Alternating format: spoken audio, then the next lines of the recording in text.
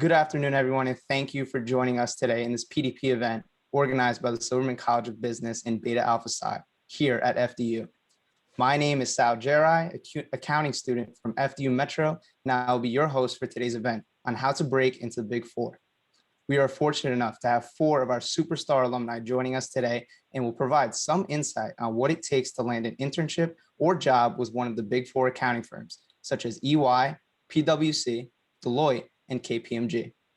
Now, I'd like to welcome Adam Katz of Deloitte, Victoria Sheridan of EY, Brittany Callio, previously with PwC, currently at Deloitte, and Michael Manos, working currently in the private sphere, but formerly at Kpmg. Before we get started, I'd like to mention that we will be raffling off a t-shirt to one lucky person in attendance. So stick around and we will spin a wheel to find a winner. Also, at the end, we will display a QR code for you to scan PDP points. Lastly, we will have a portion at the end of our discussion to let our audience ask any questions that they may have. You can type your questions in the Q&A box below. And if you want to be on camera to ask your question, just let us know and we will promote you to be on the screen. Now, let's kick things off by asking each of our panelists to introduce themselves to our audience. Please state your graduation year, which Big Four accounting firm you were connected with, and where you are currently working. Sure. Thanks, Sal. As he mentioned, I'm Adam. I work with Deloitte Tax specifically. I've been with the firm for about 6 years. Got to Deloitte through a little bit of a alternate path, so not right out of college, but I did graduate FDU Madison in 2012. So I can kick it to either Vicky or Brittany or Mike if he's ready to go. I could go next. Hi, everyone. My name is Victoria. I graduated from FDU with my bachelor's in 2019 and my master's in 2020. I'm currently working at Ernst & Young as a staff accountant in the assurance practice. I've only been with the firm for 6 months, so if any of you guys have questions regarding the recruiting process, I've recently just gone through it, so. Nice, thank you. Alrighty. Oh, sorry, Sal. No, you're good. My name's Brittany. I graduated in 2017. I interned with PwC, went back for about 1.5 years, and am currently with Deloitte in the risk advisory practice. Nice. Michael is currently away, so we'll give him time to come back. But at this point, let's begin this discussion. So thank you all for your introductions. You were all true role models for us here at FDU. So my first question is, and it's the most popular questions that students have, what do I have to do to get hired by one of the Big Four accounting firms? Adam, you want to kick it off? Sure. So a loaded question a little bit, Sal, as I think you would assume, it does start early and the process is different depending on who you are, what your educational background is.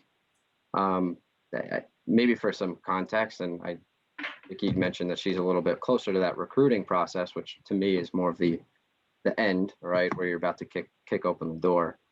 But for me, it happened through client engagement. So I was working for a client of Deloitte, started working with them on a project and realized that that's where I wanted to be earlier on in my career. So it can happen differently for a lot of people.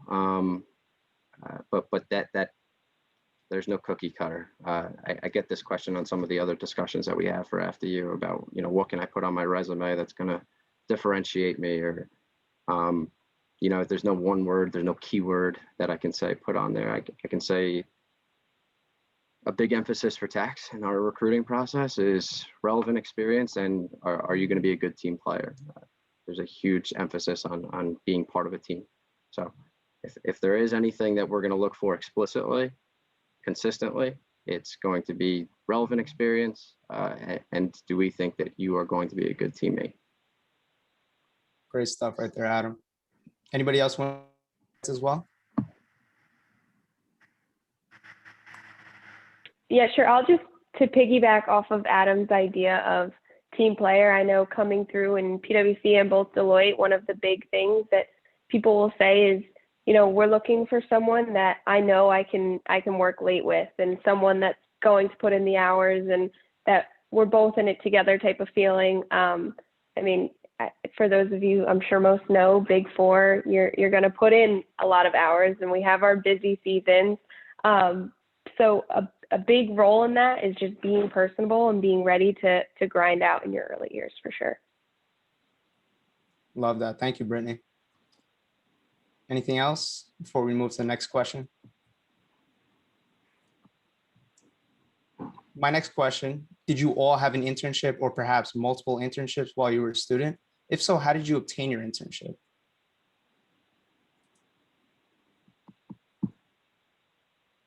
I can kick it off too, and then maybe I'll pass it off to, I'm realizing that I might be the oldest here, so maybe a little less connected than everyone else.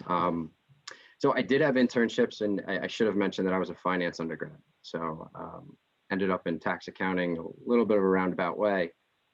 Did have a couple internships, and they weren't through any particular organization. So more just word of mouth, but one of them did come through. I was part of the basketball program at FDU Madison, and part of someone in the girls program was leaving her internship and said, if anyone's interested and has, some of their finance classes out of the way, there's a financial services office that is looking for an intern.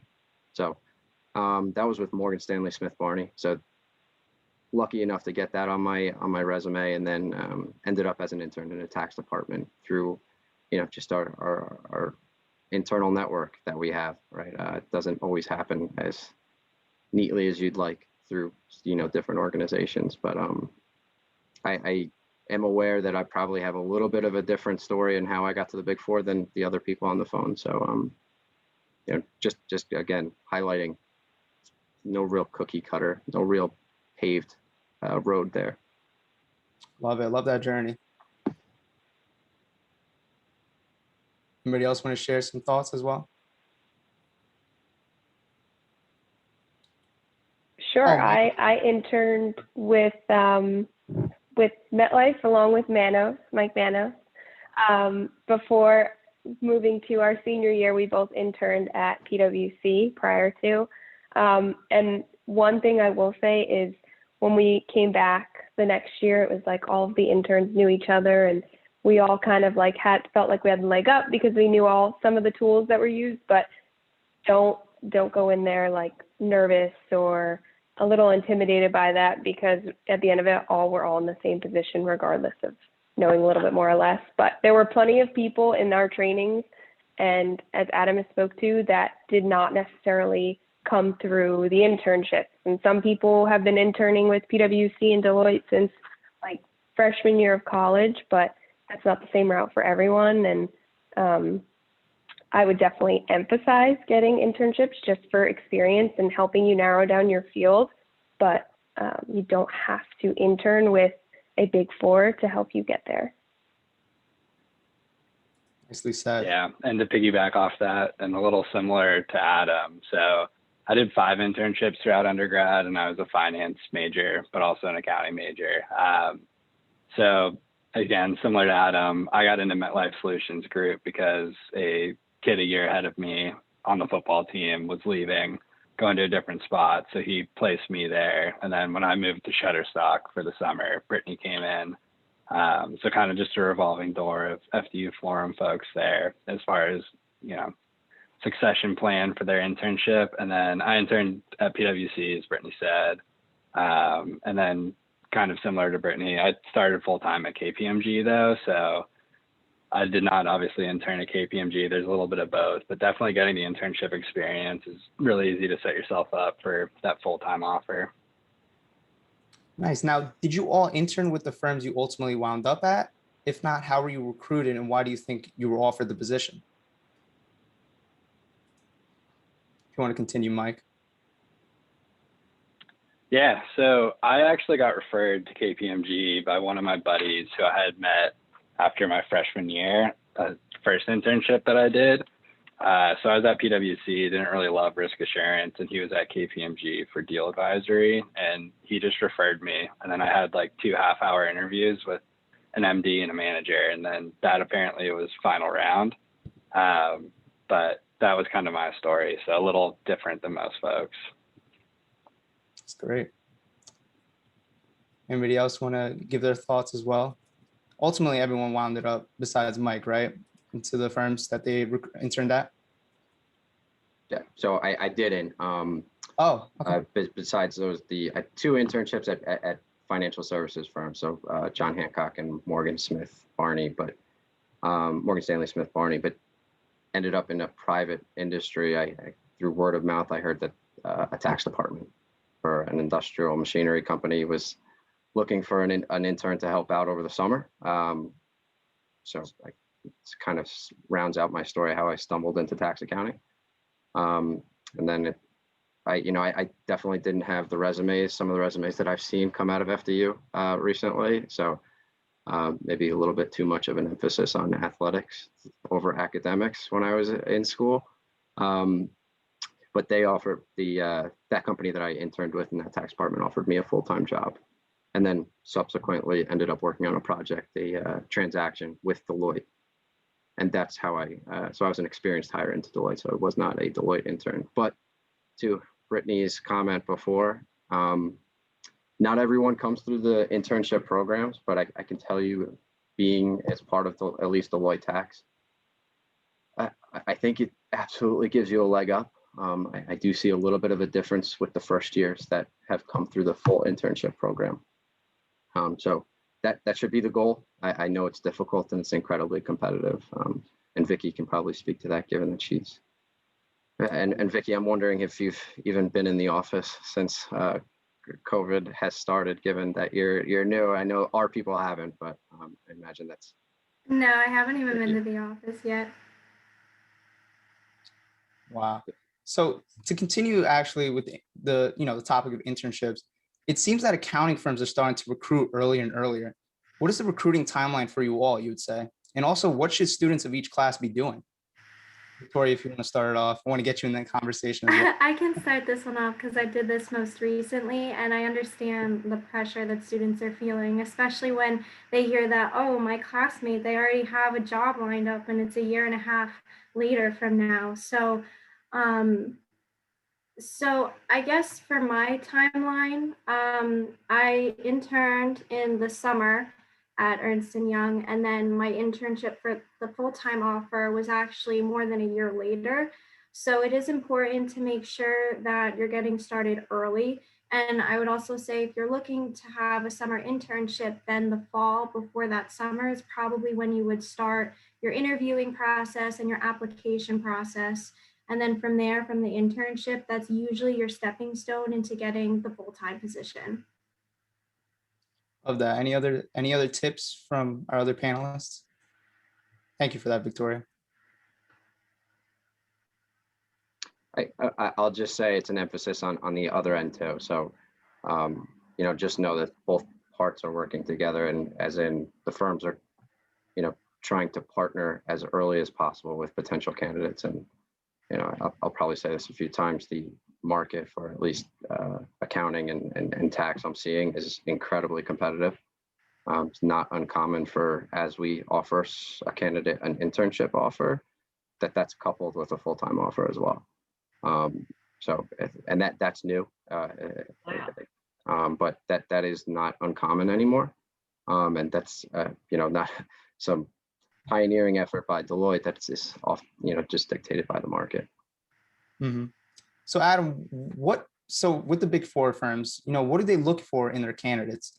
As you were speaking about, the candidacy and the recruiting process, what are some qualities that they're looking for specifically? Also, how can applicants differentiate themselves? Would you recommend any specific skills or certifications for a candidate to focus on? Yeah, and I'll do my best to articulate this and kind of maybe kick it to some of my other analysts here. But I would say that some of the things that we talked about before, that teamwork effort has been, say, in our post-interview regroup, where whoever just conducted the interviews, we regroup afterwards and talk about some of the candidates that we interviewed and what we liked, what we thought would work, what we wouldn't. One thing I can tell you, and maybe a credit to the people who are on the call and other people I've met at FDU, seems like everyone has the grades. That really isn't a question. that we run into. We're not going to say that someone has a 3.6 versus a 3.8, that the 3.8 is the shoe-in, right? It's not practical, and it's not how we are looking to build the firm. But it is a teamwork effort too. So there have been people who we've interviewed that have emphasized that they love to just spend a lot of time figuring something out by themselves, and they get a lot of satisfaction out of that. And great grades, great resume.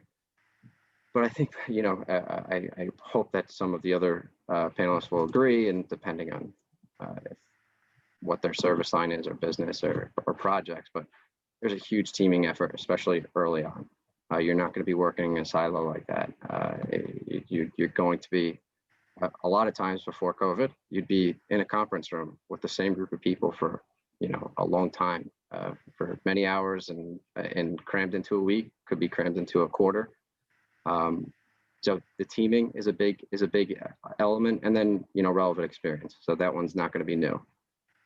So I would just put it as much of an emphasis as you can on being a good team member, trying to display that through your resume, and then relevant experience. Love that, Adam. Any other thoughts on that? Yeah, I could just reiterate that. So full disclosure, I've never interviewed for interns or associates, but I'm now at RSM, hired 2 senior associates from PwC, both of which I interviewed. But the teamwork thing is massive. So I spend the bulk amount of my time on the road. I'm in consulting and advisory is all I've ever done in a full-time capacity. So as you can probably tell, I'm sitting on site at a client right now. This is my 12th consecutive week on site, even during COVID times. So, do you have good team working skills? Are you someone that, it's fun to travel with? A lot of stuff happens, delays, etc. Do you have a positive attitude? And then, as Adam was saying, the team working is important, but also can you still work independently though? Or are you going to be that associate that I have to check in with every 30 minutes and try to get a feel for that? So sometimes we want to see, a nice healthy balance, but if they're only in that silo, if I like working by myself, it's much easier to become a team player. Or folks that like to work on a team, if they're a high performer, they can normally function pretty well on themselves. You check in with them every few hours, but they're not constantly bugging you with questions. So just to play devil's advocate, there's a little bit of balance there. That's great. Thank you, Mike, for that as well. Any other thoughts as well before we move to our next question? I wholeheartedly agree with the teamwork, but in regards to differentiating yourself and kind of giving a leg up, I wish someone was a little more stern with me about this earlier on. Get the certifications. I live in more of the IT world, so I have a computer science associate working with me right now, and he's one of the top performers because he just understands things that maybe most first years wouldn't have, because they don't have that full experience, because their majors aren't typically computer science. So maybe get out of your comfort zone a little bit. Take some computer classes you probably wouldn't have. Study for the CPA or your CISA or your CISB, whatever route you're planning to take. Get it done early, because it's going to help you in the long run, and it only benefits you to know more. Love that. Thank you, Brittany. Okay, so moving along now, Victoria, as you mentioned, you interned at EY. I will actually be interning at EY for tax in Hoboken this summer. Could you kindly provide me with any advice on how to convert the internship into a full-time offer for after graduation? Sure, and congratulations on your offer. Thank you. I would say it's important to be attentive, to ask questions, get to know the people on your team and the firm. But as a little piece of advice when you're going through your internship, it isn't meant to be stressful. So you should make sure you're enjoying every part of it. And I only say this because I know that sometimes the students who tend to go into Big Four have a type A personality. So there's sometimes always worrying about, oh, did I do this task good enough? Did I do enough to get an offer at the end of the internship? So I would just make sure you're not getting preoccupied with that, and you're just enjoying the fun parts of the process, like going to the intern events, networking with people around the office. Love that. Thank you, Victoria. And I think that resonates for all internships, because at the end of the day, people would always be stressing about, how am I going to start? I mean, What were your thoughts when you were approaching your first days? Anybody can jump in for this one. Well, I know I was so nervous when I started any of my internships because I had a few. And, looking back, I just kind of wish I let myself enjoy them a little more because a lot of the people you're working with, they're not scrutinizing everything you're doing. And you're an intern, you're not supposed to know anything. So I feel like the thing that they're going to remember most about you is, how you made them feel, how you were able to communicate with them. And I think it's really important to make sure that the impression that you left was a good one. So I feel like being personable is really, really important. So I wouldn't get hung up on the nitty-gritty of some of the tasks. Obviously do your absolute best on any work that you touch, but it is supposed to be fun.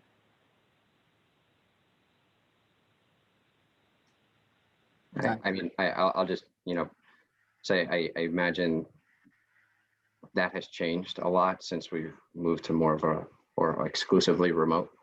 So Sal, I don't know what you're projecting this internship to look like, whether, you'll be able to meet and meet people at all, or if it's going to be all virtual. Some advice I got when I first got to Deloitte was, how you bring your energy into a room or how you bring your energy into a project. When you're brand new, no one is going to crucify you because you don't have the tax technical knowledge if you're a tax intern. No one's really expecting that of you if you're an intern. As Vicky is saying, they're really just expecting you to work hard and show some eagerness to help, and then, ask questions. Ask questions, and this is a point of emphasis that we got with a lot of our new hires this year is when is it appropriate to ask questions? How often is too often to ask questions of things I don't know? I would say as long as you do it in a vein of you're respecting the people you work for, you're respecting their time, and you are putting in the effort, then I don't know that there's a number limit for the day.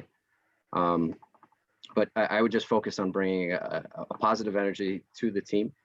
And that's a big box to check in terms of how we would evaluate an intern. Did we enjoy working with them? Did they seem like they enjoyed working with us? But, best of luck. I am still getting used to the virtual world myself, but I hope that yours is in person, and hopefully this summer looks a little bit different for everyone. Hopefully, and thank you. Appreciate that.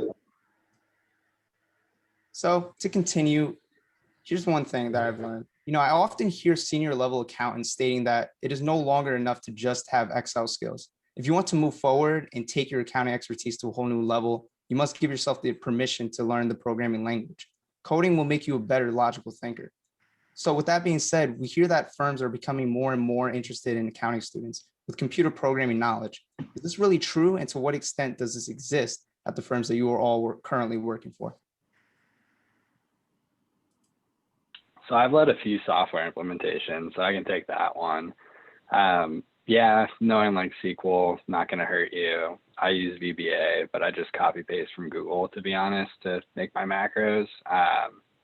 Where there's a huge gap is you have an executive that buys a new software because he got sold on it, likes the idea. He's got to deal with the IT, all the different operations people, all of the accounting people, all the finance people that now have been changed. So being able to kind of understand what's going on, oh yeah, it's all in the data lake. We're grabbing data from these different systems. Now that's what we're looking at here. So it's just all in one spot in this fancy UI, and being able to bridge the gap between those different people and focus on the change management side of things. That's huge in the consulting world. Brittany, I don't know if when you were at PwC, if they were as big as they are now on Alteryx, but Alteryx is definitely huge to where you're pretty much doing SQL, but you don't need to learn to code. So there's some workarounds. I would say it's not going to hurt, but if you can piece together, the business impact and understand enough of the tech to know what's going on, but I'll never bang out lines of code, that's for sure. And then being able to do all the people stuff where you get everybody from all these different operational teams, the cross-functional sort of a vibe, and get everyone working together. That's normally where companies struggle and where they have to hire external consultants, which for accounting firms is big money. It's a good point. Mm-hmm. Any other thoughts? Yeah, I agree. Like Mike was starting to speak to about understanding the business side. I'm more IT than accounting, but we often work together. So rather than having to rely on one another, if you're able to understand that already or provide information that maybe we don't, that's a huge thing to be able to wear multiple hats. I agree. I think it's helpful. I think it does give you that leg up. And if you can learn it, I think that really broadens your scope for sure. Love that. Thank you, Brittany. Okay. So we also see that Big Four accounting firms are investing heavily in artificial intelligence. According to Bloomberg, 3 out of the 4 largest accounting firms announced $9 billion in artificial intelligence and data analytics capabilities. The firm's focus is also on training employees to bring advanced digital solutions into all consulting and audit practices across the firms. So my question to you all now is, to what extent is artificial intelligence being used throughout these firms that you're working for as well?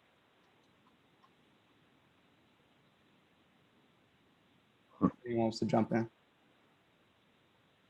I have a inclination to defer to Mike and Brittany on this, for no other reason than I fear that I would sell Deloitte's efforts on artificial intelligence and that implementation and selling those projects to our clients. I think I would sell it short.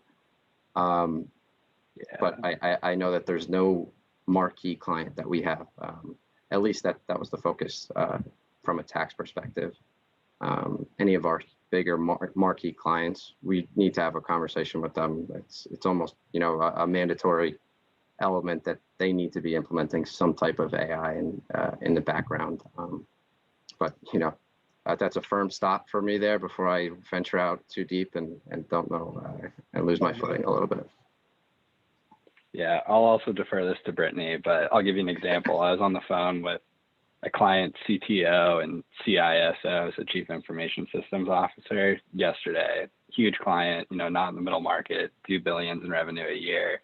And the BI came up and they said, well, we're trying to do it and we're using it, but probably same as you guys, it doesn't really always work as you think it is. So I would say, yeah, everyone's doing it, but it's still the early phases and it's not like completely ironed out yet. And then I'll defer to Brittany. No, I agree with both of you.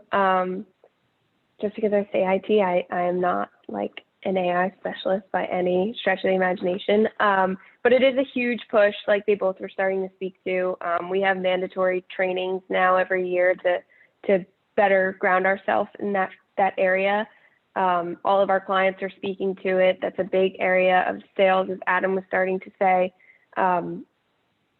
I don't think that's something you need to hold on to and worry about. I remember when I think we were interning, Mike, and they were talking about all the bots and stuff. We were like, oh my God, we're gonna lose our jobs to bots. But it's not something crazy like that. Definitely a huge growing field at a fast pace, but they're taking our hand and walking us through it with them. So I wouldn't stress too much about it.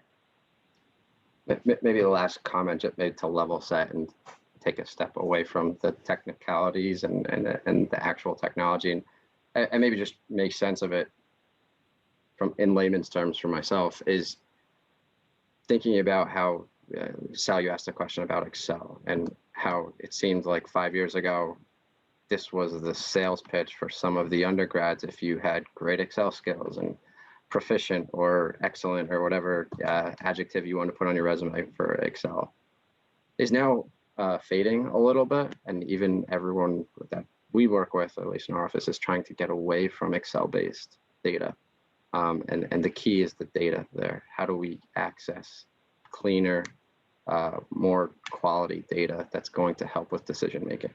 That's the point around the computer science and the software and getting these bots in our software into the client. And it's not for any intrusion purpose, it's more in order for us to help our clients, the cleaner and the more concise that data is, the better the decision making is going to be. That's really at the core of it, at least from my perspective. But that's again just more of a level set and out of the weeds a little bit.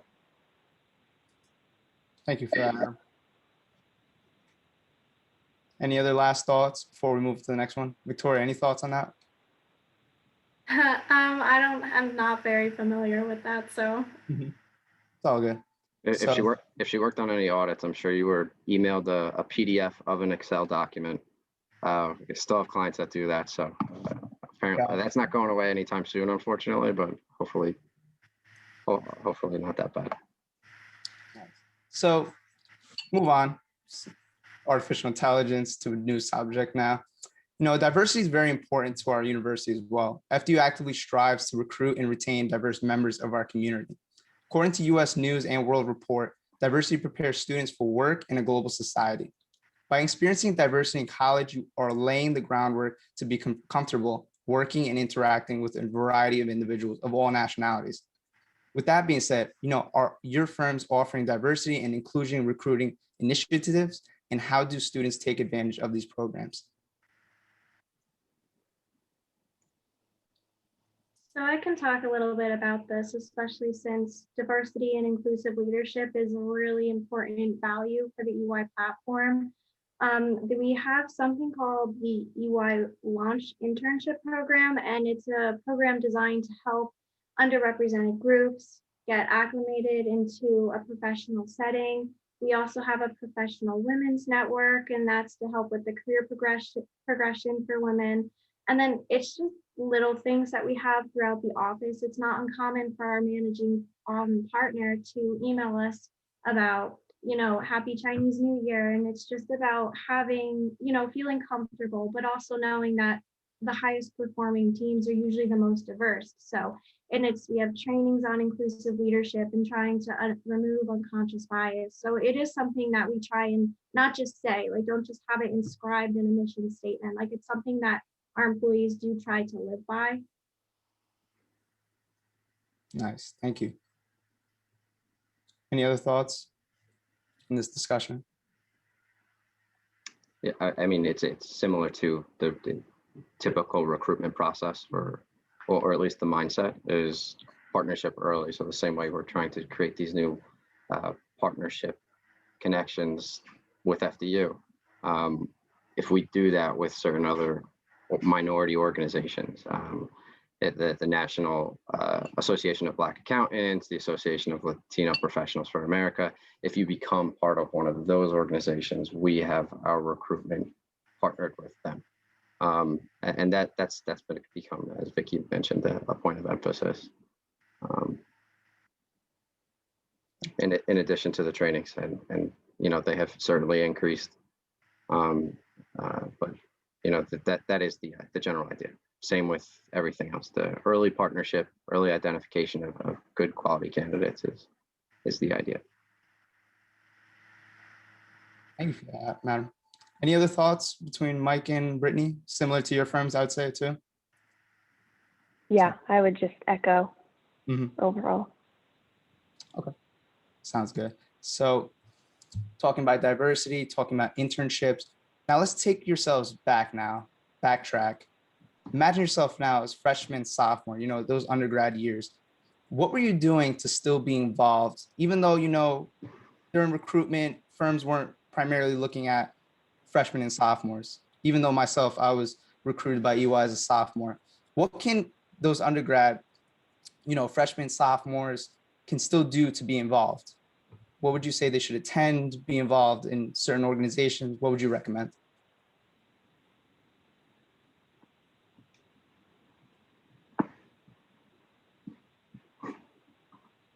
So I think, as you were speaking to, the Big Four, especially the internships, and I think they have smaller, maybe not internships, but opportunities to get involved, starting as early as like sophomore year. I know Mike Manos and Adam have a slew of internships, which is amazing, but I don't think that you need to necessarily go crazy before all of the I think college is a great time to really focus in, get an idea of what you want to do, what your next steps are. So all of those internships they did really help them kind of navigate, and same for us, navigate where we wanted to be. I think college, I don't think you need to really go too crazy beforehand or earlier than sophomore, or really dipping your toe in the water, because who really knows sophomore year where you're headed next. So I wouldn't I mean, getting involved in on-campus things and getting your extracurriculars together, I would stress, because I think that's what helps you shape your character and give you that personality or that outgoing teamwork opportunity that we keep speaking to in the Big Four culture. But outside of that, I don't think that we need to start too much earlier. Fair comment, Brittany. Yeah, I did a lot of internships, and it was tough with football, and I actually graduated a semester early. So I just didn't sleep a lot, but I'd bet that I put more time in on the Morristown Green than Brittany did over the years, but she played 2 sports, so maybe that factored into it. But yeah, I mean, it's a balance for everybody, whatever you're looking to get out of it. I was going to be working anyway, so if it was something that similar pay but better experience, it made sense for me. Then one of the things I did is I took my Series 65, so probably similar to Adam as far as, wealth management, professional services on the finance side. Just did that to kind of differentiate myself, and, it's not a very hard test, and people were pretty impressed. So little things like that go a long way to show that you're actually interested and you're not just all talk. But it could be, join the finance club, stuff like that will be similar. And would you say that PDP events definitely helped you as well? Meeting the recruiters offhand, when they came to campus, whether it be the Florham or Metropolitan campus, how much did that benefit for you guys? Network early and often is what I'll say. If you can get good at talking to people when you're 18, 19 years old, then you're setting yourself up for success. I can't say that I attended all that many. I don't recall. So that was shooting myself in the foot. But looking back now, I know my senior year, we went to some event in New York, and we went to all these conferences and got to network and meet all these FDU alumni at a dinner, and hearing their stories and getting the opportunity to talk to them. I mean, if you could talk to people, like I was saying, you're gonna graduate and get thrown into an environment where a partner might be calling you and you have to talk to them, and they've been with the firm for 25 years. So if you get the opportunity to network, take it. Thank you for that, Brittany. Any other thoughts with PDP events and those, organizations that kids should be a part of as well? We'll just reiterate their points about joining the club, since I feel bad as I complimented all the resumes that I've seen come across from FDU and other neighboring schools, and how everyone has great that resumes seem to have transcended from when I was in college. They're just incredible now. Actually, they all look like what sounds like Mike's resume. Mike's resume with all the internships and credentials. But the groups, it's hard to ask for experience and relevant experience before you're even an intern. I get that. So those groups that you can join, the finance group, the accounting group, shows and emphasizes teamwork. It shows that you're taking what you're learning academically seriously and trying to apply it somewhere else. I think those things are important. Also guilty of not going to enough of these PDP events when I was a freshman. Yeah, I'll keep that trend going, and hopefully if we can turn it around here between the other panelists. But I was not the best at attending PDP events, and I probably interviewed through Mary's office at the same firm that it sounds like Adam was at prior in the professional services, but ended up not taking the role. So all of my internships either applied or were from, the network that I'd built, like my friend that I interned with, and then he was at Kpmg, and a referral from an intern was 2 half-hour interviews and then a full-time offer to go straight into advisory. It was pretty, that speaks volumes as far as how much it goes. And then even when I left Kpmg to move out to San Diego and move to RSM, I got referred by a girl from Kpmg that I didn't even know. I sat next to her in Orlando at one of our trainings for like an hour class and was connected to her on LinkedIn. She said, "Hey, I'm applying to this job. If you want to refer me and get some of the referral bonus, have at it." So that's how I got into RSM. So, not to discredit Mary and her team, they do a great job, but as long as you're networking some way or another, and I'm sure Brittany, Adam, and myself would all say that we should have taken more advantage of the stuff that was in place and not, gone to more of those PDP events, et cetera. So just want to acknowledge that. But as long as you're networking, that's the biggest thing. Thank you for that, Mike. Last thing I'll say, Sal, and then I'll give you all the stop talking and taking up all the time here. But No, you're good. I think it is valuable that even as I look at the participant list of people here, there are a number of you I've spoken one-on-one with a couple times already, even as recently as in the last couple of months. So having that relationship, whether that results in you coming to Deloitte and me being able to pave that path for you, or you going to another firm and us staying connected, this is still part of this network that we're talking about building. And Mike is saying, it could be as close or as distant.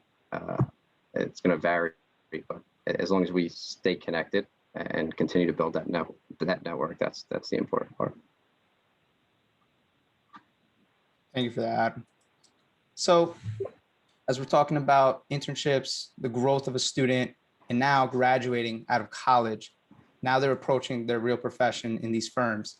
What are some other practices that are available beyond audit, tax, and advisory that graduating students can look at, even as interns too, if they're in, juniors or seniors? What are some other practices that are offered at your firms?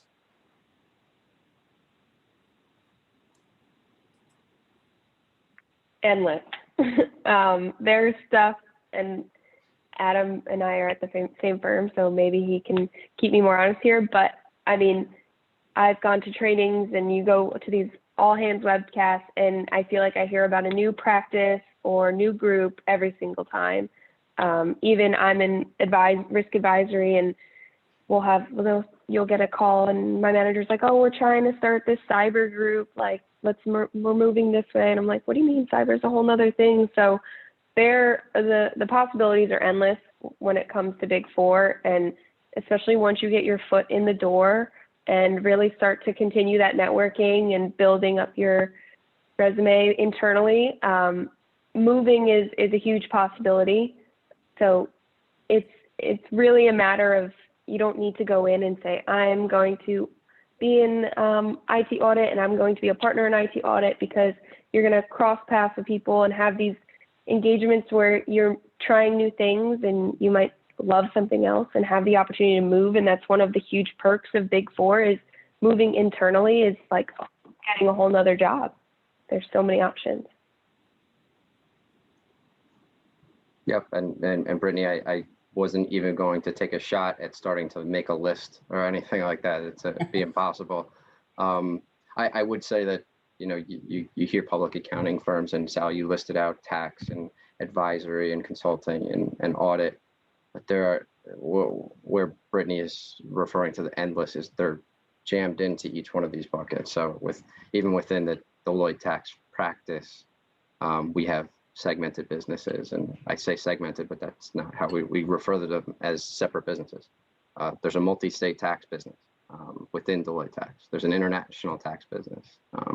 There's a global employment services, which is going to partner with some of our human capital consultants on a frequent basis. So when you see Deloitte Tax, when you see Deloitte Audit, you see Deloitte Consulting, just know that the point is to be, when our clients call, that we're a one-stop shop, that in any facet that, this business needs to run more efficiently or more effectively, we want to be that trusted advisor on all fronts, which even includes Deloitte Legal now, which is a law practice, not practicing law in the United States, because there's certain hurdles that you have to, but internationally, I think technically our Deloitte Legal has 25 lawyers now, 2,500 lawyers. So, it's endless, as Brittany said. Thank you for that. Yeah, I'll spend 10 seconds, but it's all in those buckets. And then cross-selling is getting more and more important. So at Kpmg, I think our slogan was like advisor of choice. At RSM, it's first choice advisor. I'm not sure the phrase Adam said, but the three are all pretty much exactly the same. So you pretty much want your client to go to you for anything and everything, but understanding what the other groups do, especially as you progress in your career, is more and more important. Like cross-selling was formerly tracked at RSM, or not at RSM, at Kpmg, and you had to, sell X services to Brittany and Adam's team. So I'm at a client, I got to sell tax work for Adam, and I got to sell IT GC audit stuff for Brittany. And I have to do that in order to get promoted. So it's getting more and more important to actually cross-sell and understand the full capabilities of the firm. So even, early on, and the more you learn about the opportunities, the more it helps you. Thank you, Mike. Any other last words for that as we move to our segue to our next question? Okay. So my question now regarding to you guys personally with, your positions, what's your favorite part of your job currently as you're working, even before the pandemic and now with the pandemic, what are you still, coping with and working through to still have a good time and progressing to finish, through this busy season, I would say.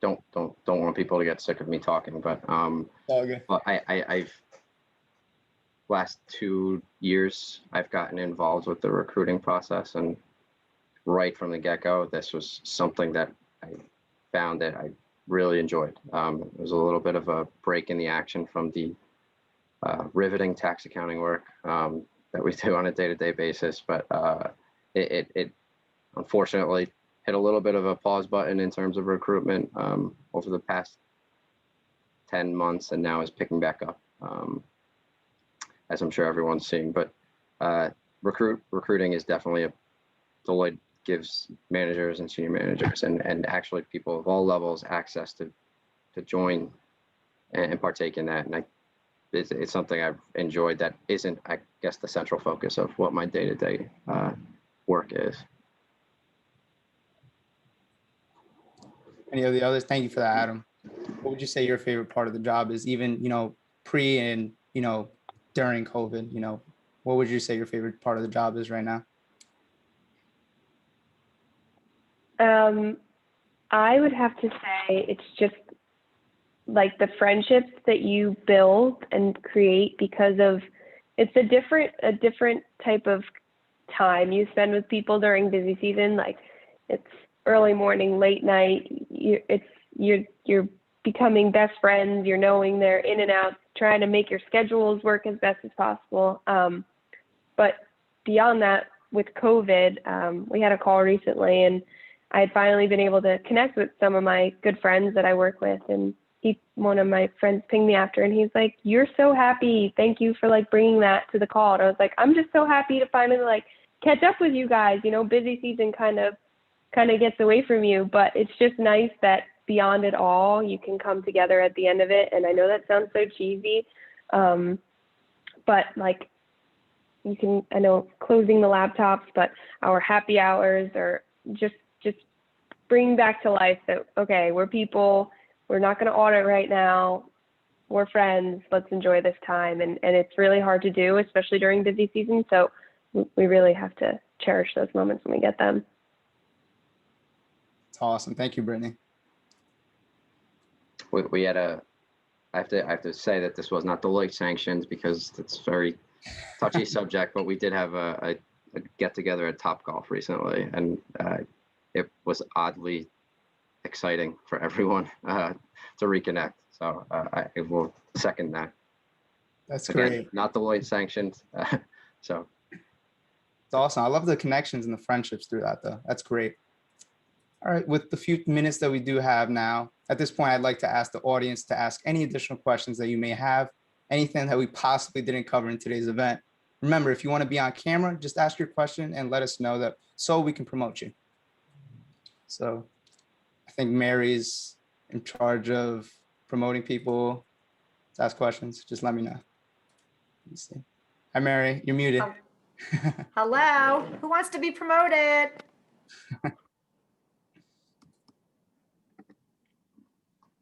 Oh, Jasper has a question. Jasper, do you want to be promoted? I'm just going to promote him.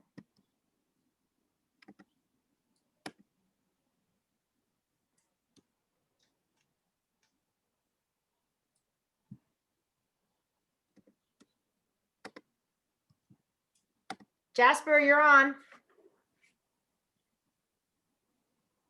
Hello everyone. Thank you for being here. So, my question is there any opportunities for finance students to go who wants to go into consulting?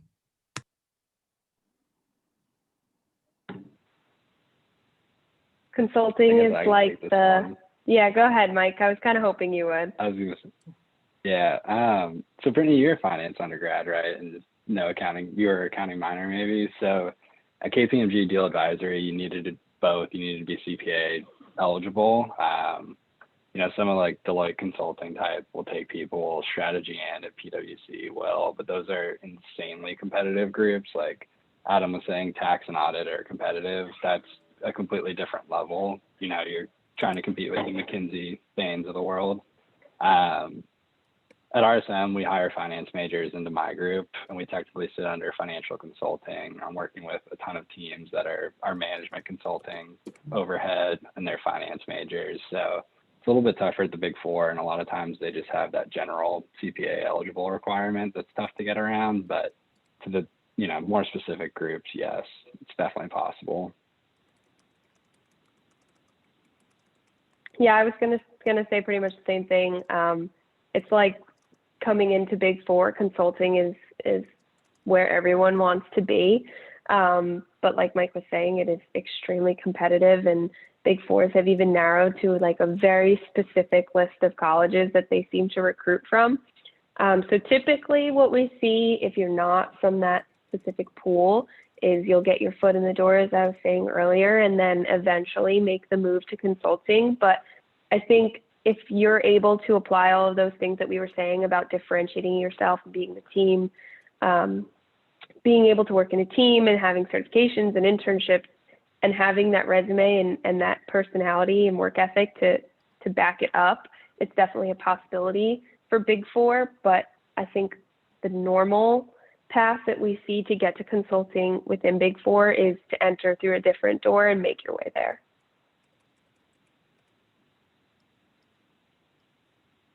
Thank you. Any other questions? Oh, I see Quinn has a question. Oh, Quinn will definitely like to be promoted. Yeah. Quinn's not shy.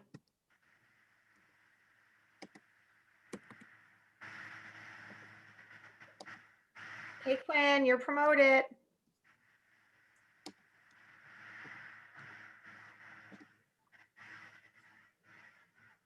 I am unable to start my video. No, you can start it now. Okay. Hello, everyone. Good afternoon. Thank you so much for coming.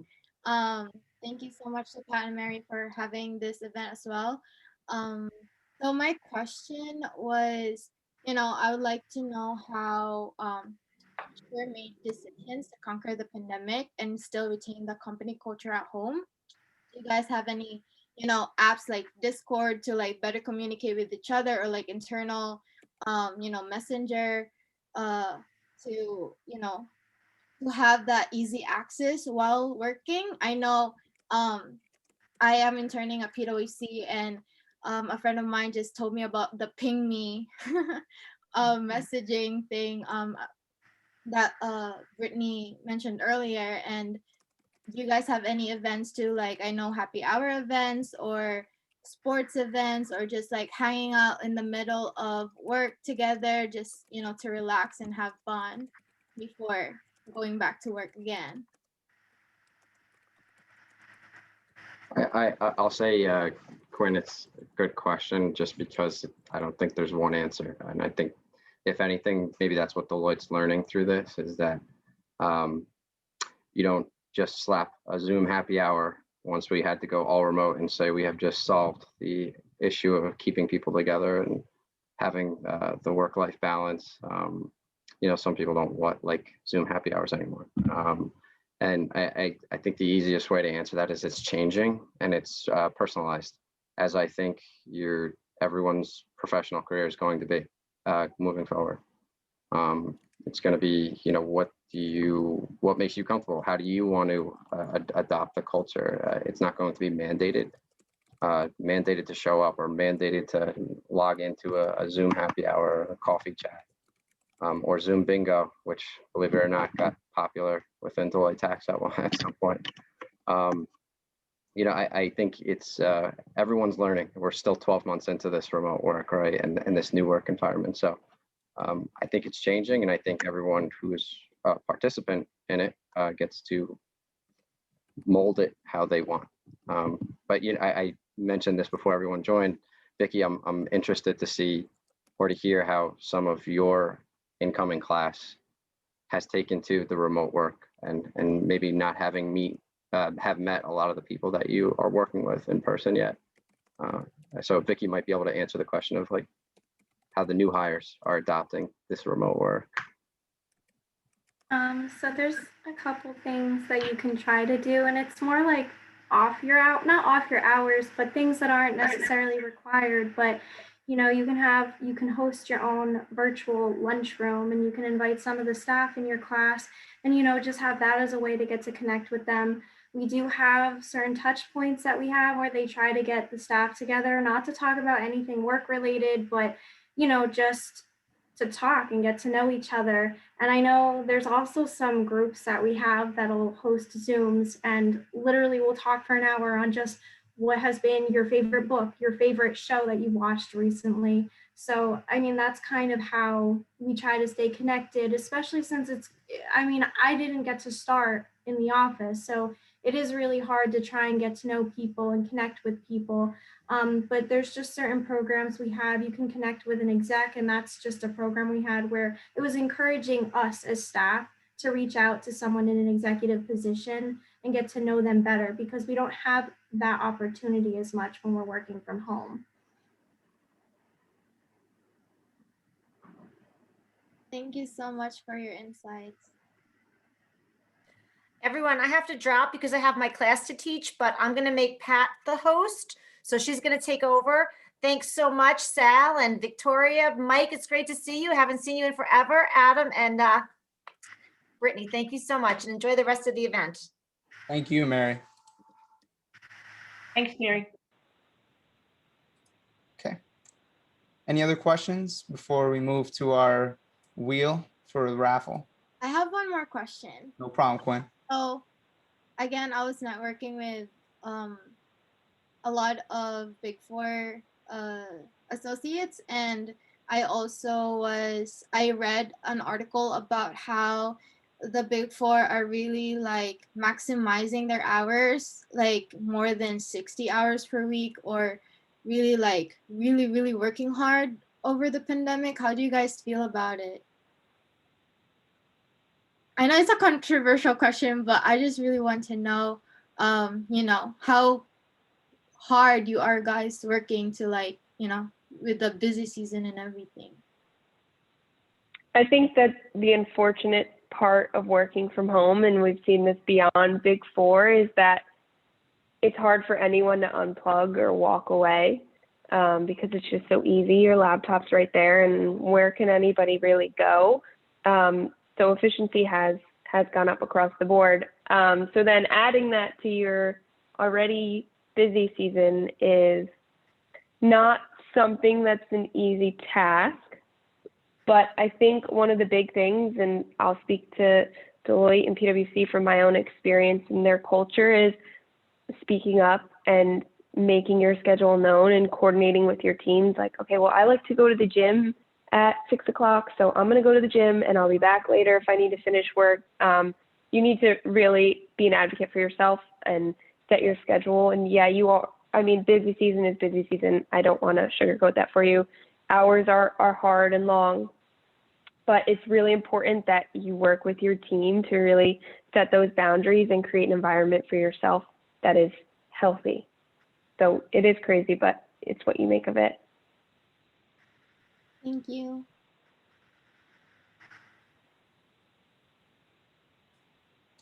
Thank you for those questions, Quinn. So as we're nearing our end today, first off, before we get to the wheel, I want to thank each of our panelists for taking the time out of their busy schedule to be here with us today. This event has been incredibly informational for me, and I'm sure for all of our audience.